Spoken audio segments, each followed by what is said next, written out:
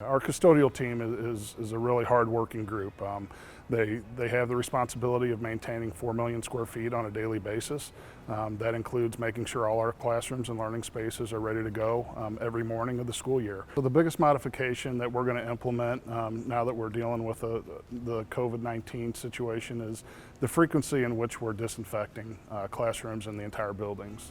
Back in November of 19, the facilities department had actually already started the process of purchasing equipment to improve on our efficiencies and the speed in which we can disinfect throughout the district. Since that time, we've expanded that process. Our initial goal was to be able to disinfect a quadrant of the district in about a week's time. Now we've purchased additional equipment and we have the ability to disinfect every classroom throughout the district on a nightly basis.